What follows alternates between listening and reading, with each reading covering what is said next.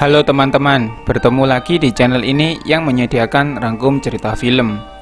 Setelah selesai dengan rangkum Paranormal Activity 1, kali ini aku akan membahas tentang prequel sekaligus sequelnya di Paranormal Activity 2. Rilis tahun 2010, setelah film sebelumnya yang banyak mendapatkan penonton di seluruh dunia.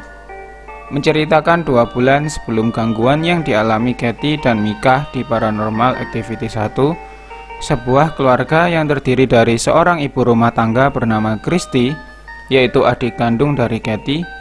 Dia memiliki seorang suami bernama Daniel dan 2 orang anak bernama Ellie dan Hunter. Keluarga tersebut mengalami berbagai macam gangguan gaib di rumahnya yang sangat mengganggu. Oke, sebelum lanjut ke cerita, aku ingatkan dulu ini adalah spoiler konten. Jadi kalau ketegangan dan keseruan saat nonton filmnya berkurang, silahkan tanggung sendiri. Sekarang, yuk lanjut dan here we go.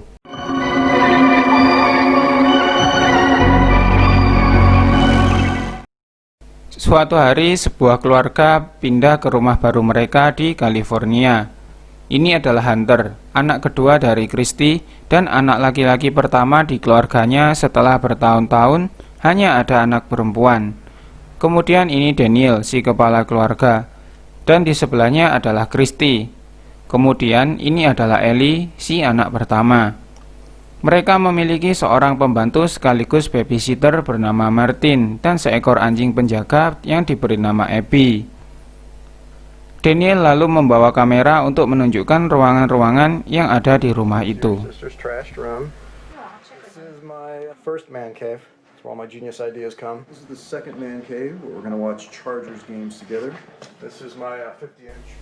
Tak lama kemudian, Katie datang untuk menjenguk mereka dan momong si Hunter.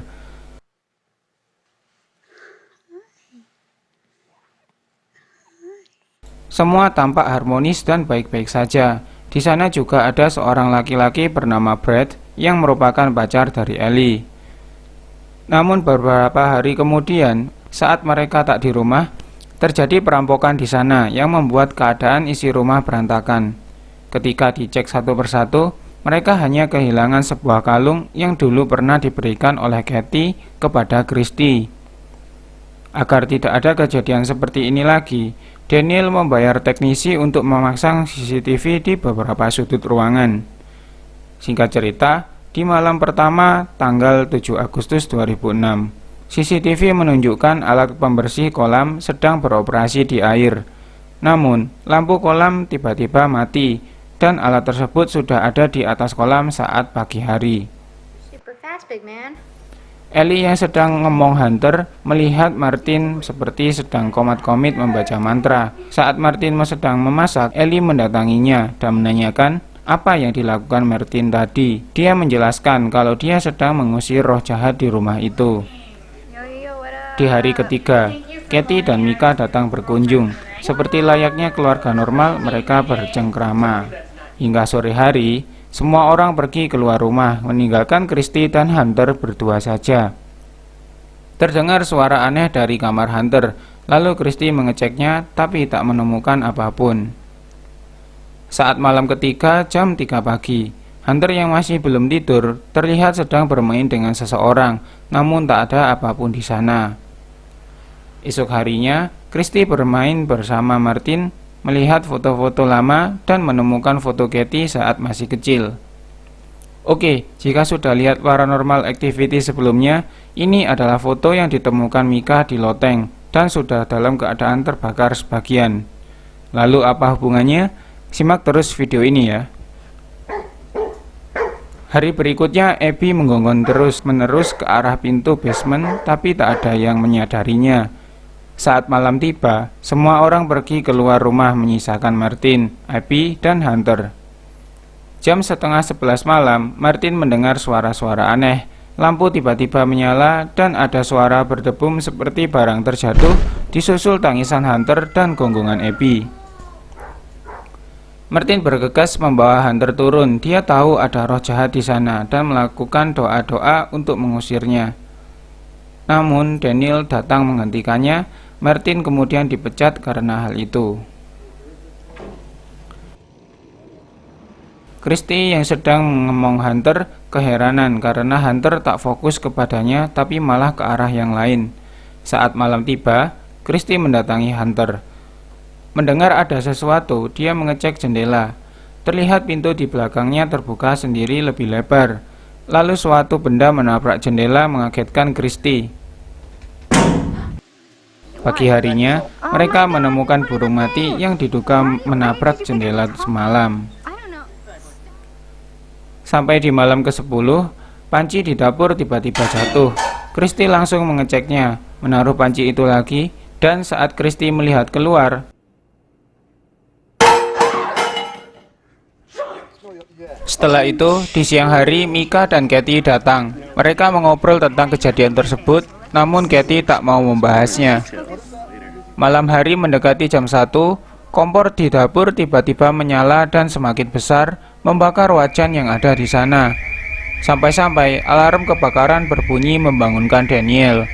Dia langsung mengambil wajan itu, melemparnya ke kolam, tapi malah menemukan Ellie dan Brad yang sedang mantap-mantap di kolam sebelahnya. Di siang hari, Christy menjelaskan kepada Daniel tentang panci terjatuh dan pembersih kolam yang selalu ada di atas, padahal sudah disetting untuk bekerja di kolam. Mereka kemudian mengecek CCTV. Secara mengejutkan, terekam pembersih kolam yang naik sendiri ke atas. Christy merasa takut dengan hal itu, sedangkan Daniel tak menanggapinya dengan serius. Lanjut di malam ke-12, Hunter yang masih belum tidur terekam sedang bermain dengan seseorang, namun tak ada siapa-siapa di sana. Di pagi hari, Daniel dengan serius memanggil Christy dan Ellie untuk menunjukkan sesuatu.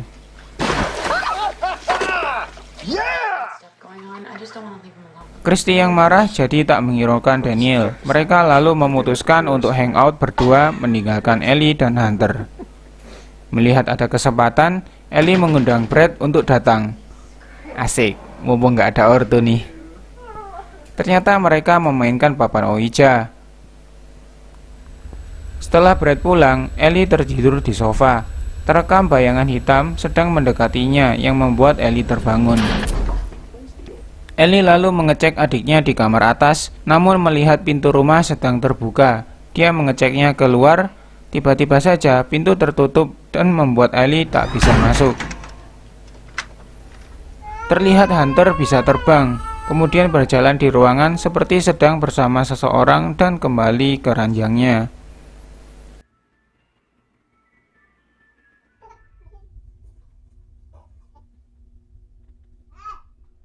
Beberapa waktu kemudian, Daniel dan Christy pulang, menemukan keadaan rumah sepi tak terkunci.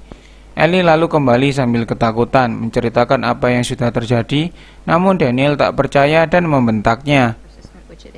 Esok harinya, Ellie dan Brad mencari informasi di internet.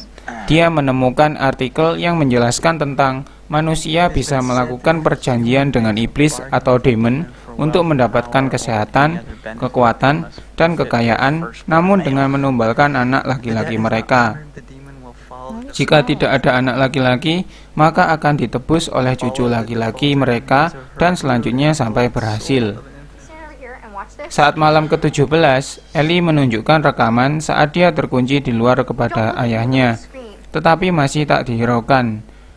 Sekitar jam 3 pagi, Ellie terbangun mendengar suara aneh di lantai bawah.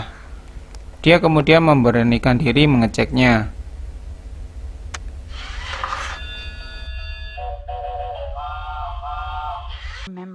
Christy lalu menceritakan kejadian ganjil di sana kepada Katie karena mirip dengan yang mereka alami saat mereka masih kecil.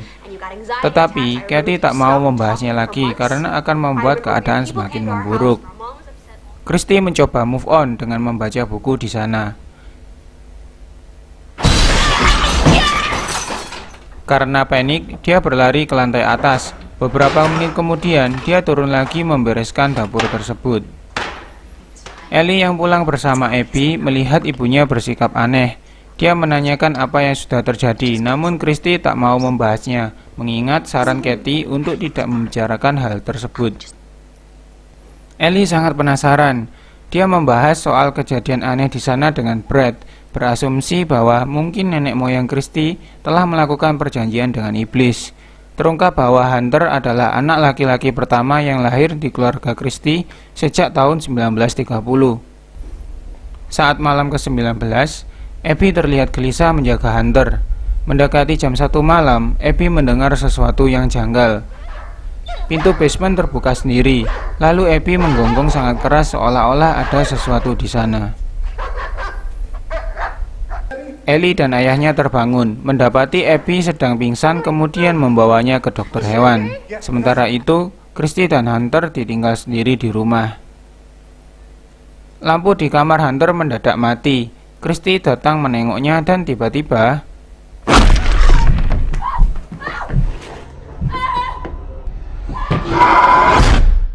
Christy diseret ke ruang basement, terkurung selama 1 jam, lalu keluar seperti tak terjadi apa-apa.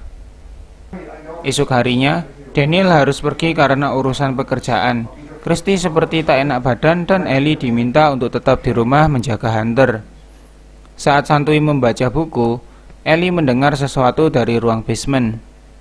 Dia menemukan di balik pintu ada cakaran yang menuliskan kata Meus, yaitu bahasa Latin yang artinya milikku. Ellie kemudian mengecek adiknya di kamar. Christy sedang duduk di sana dan terlihat sebuah bekas gigitan di kaki. Hunter menangis terus, namun Christy membiarkannya.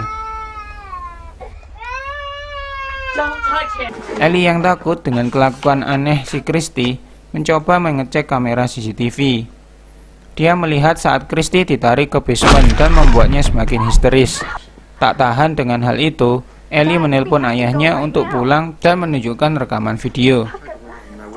Daniel akhirnya percaya. Dia menelpon Martin agar datang membantunya. Dijelaskan bahwa agar bisa selamat, Christy harus dibuat pingsan dengan cara menempelkan salib pada tubuhnya, lalu memindahkan tumbal atau kutukan kepada Katie, karena Katie merupakan saudari yang bisa meneruskan tanggung jawab perjanjian iblis tersebut. Setelah mendengar hal itu, Ellie menolaknya, namun dia kalah debat karena tak ada jalan lain. Sesaat sebelum Daniel menggunakan salib, Christy menyerang Daniel dan mendadak listrik di rumah itu padam.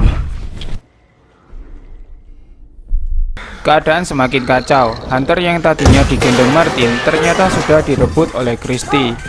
Dia membawanya ke basement, sedangkan Daniel mengejarnya dalam gelap. Terjadi pertarungan di sana. Daniel berusaha menyerang Christy dengan salib sehingga kamera terjatuh. Terdengar raungan iblis dan rumah yang bergetar.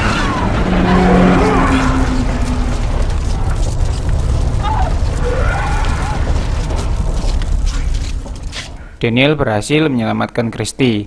Lalu sesuai saran Martin, Daniel memindahkan kutukan ke Katie dengan membakar sudut foto Katie saat dia masih kecil. 3 minggu kemudian, Katie mengunjungi Christy dan Hunter. Dia bercerita terjadi keanehan di rumahnya yang berupa gangguan paranormal. Terdapat catatan bahwa Mika terbunuh di tanggal 8 Oktober 2006. Kemudian sehari setelahnya, kamera menunjukkan keadaan rumah Daniel.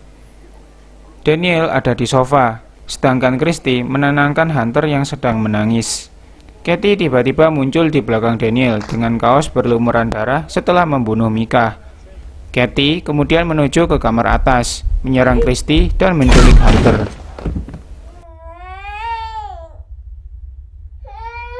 Film berakhir dengan sebuah catatan. Ellie kembali dari liburan sekolah dan menemukan jasad Christy dan Daniel pada tanggal 12 Oktober 2006. Sedangkan Katie dan Hunter tak pernah ditemukan. Ya, itu tadi rangkum cerita film Paranormal Activity 2. Gimana? Sudah nyambung kan? Jadi, si Katie ini gak begitu saja diteror iblis, melainkan karena kutukan dari Christy yang dipindah oleh Daniel dengan media foto yang dibakar di setiap sudutnya. Foto tersebut kemudian ditemukan oleh Mika di loteng. Terjawab sudah misteri di Paranormal Activity, tapi apakah kalian gak penasaran dengan apa yang terjadi saat Katie dan Christy masih kecil? Kenapa mereka sampai tak mau membahasnya? Kalian bisa mengetahuinya di franchise Paranormal Activity 3 yang merupakan prequel dari film ini. Aku akan berusaha secepat mungkin untuk membahasnya lagi di konten selanjutnya. Terima kasih sudah menonton. Jika kalian suka, please like dan share, serta mohon dukungannya untuk subscribe channel ini agar lebih semangat. Mohon maaf bila ada kesalahan, dan sampai jumpa.